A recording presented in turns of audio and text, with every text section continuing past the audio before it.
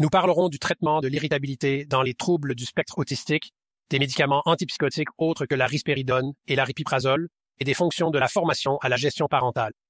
Il convient d'évoquer certaines études portant sur d'autres médicaments antipsychotiques et leur efficacité pour réduire l'irritabilité dans les troubles du spectre autistique. Dans le cadre de l'examen de la recherche sur les antipsychotiques atypiques alternatifs, il convient de parler de la ziprasidone. Un essai ouvert de 6 semaines a été mené auprès de 12 sujets atteints de troubles du spectre autistique et âgés de 8 à 20 ans. À des doses comprises entre 20 et 160 mg, 75% des sujets ont constaté une amélioration de la réduction de l'irritabilité. Le résultat le plus intéressant de cet essai ouvert est que les sujets n'ont pas pris de poids substantiel. La ziprasidone se distingue donc des autres antipsychotiques atypiques dans le traitement de l'irritabilité chez les autistes. Cela peut en faire une bonne option à considérer chez des patients qui prennent beaucoup de poids avec le traitement habituel, la risperidone et l'aripiprazole. L'olanzapine a fait l'objet d'un essai en double aveugle contrôlé par placebo. Il s'agissait d'un essai de 8 semaines sur 11 préadolescents. La dose moyenne retenue par les cliniciens était de 10 mg. 3 personnes sur 6 ont vu leur état s'améliorer lorsqu'elles prenaient de l'olanzapine, contre seulement 1 sur 5 lorsqu'elles prenaient un placebo. Il s'agissait d'un petit essai et la prise de poids a été importante avec ce médicament, 7,5 livres avec un écart type de 4,8 livres. Les résultats sont plus mitigés pour la kétiapine. 4 essais ouverts ont donné des résultats différents en termes d'amélioration. Les sujets étaient âgés de 12 à 21 ans et 83% d'entre eux ont réagi à une dose moyenne de 7,1 mg. Les sujets ont pris du poids en moyenne 5 livres au cours de cet essai de 8 semaines et la sédation était l'effet secondaire le plus courant. Avant les études sur la risperidone et l'aripiprazole, il y a eu 2 essais randomisés contrôlés par placebo sur l'alloperidol qui a été associé à une amélioration de divers symptômes chez les patients atteints de troubles du spectre autistique, notamment l'agressivité et l'irritabilité.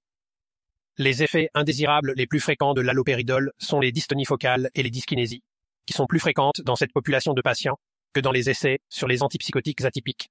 Un autre essai important dont je voudrais vous parler dans cette section est un essai complémentaire que le groupe RUPP a réalisé sur des patients qui prenaient de la risperidone pour le traitement de l'irritabilité des patients atteints d'autisme. Il s'agissait d'un essai portant sur 124 sujets âgés de 4 à 13 ans, souffrant de troubles du spectre autistique et présentant une irritabilité importante.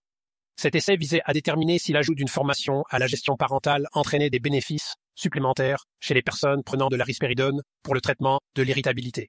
La formation à la gestion parentale consiste essentiellement à enseigner aux parents et aux soignants les concepts fondamentaux de la thérapie comportementale et de l'analyse comportementale appliquée, le concept antécédent comportement-conséquence pour comprendre le comportement, puis à utiliser un système de renforcement structuré pour façonner le comportement, apprendre de nouveaux comportements ou réduire les comportements problématiques. La formation à la gestion parentale a été dispensée sous forme de réunion avec un parent une fois par semaine afin d'enseigner les concepts de la thérapie comportementale.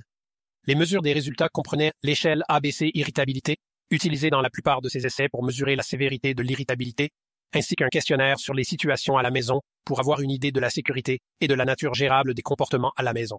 Cet essai a montré que les familles ayant bénéficié d'une formation à la gestion parentale étaient plus susceptibles de recevoir des doses plus faibles de risperidone que les familles qui recevaient uniquement de la risperidone sans formation à la gestion parentale, soit une moyenne de 2,26 mg contre 1 mg par jour, ce qui représente une différence significative.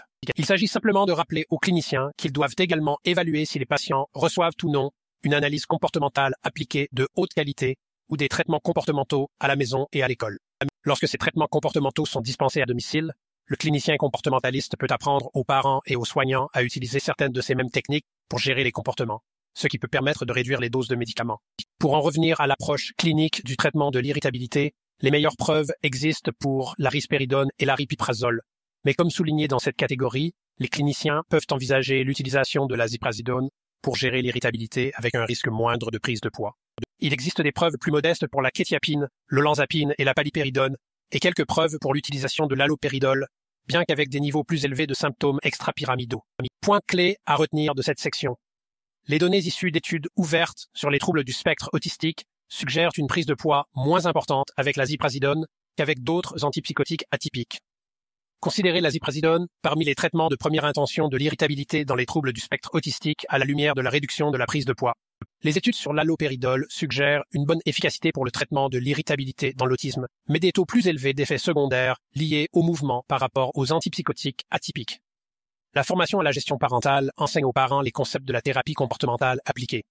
Lorsqu'elle est ajoutée à un plan de traitement, elle peut réduire la dose de médicaments nécessaires pour obtenir un effet.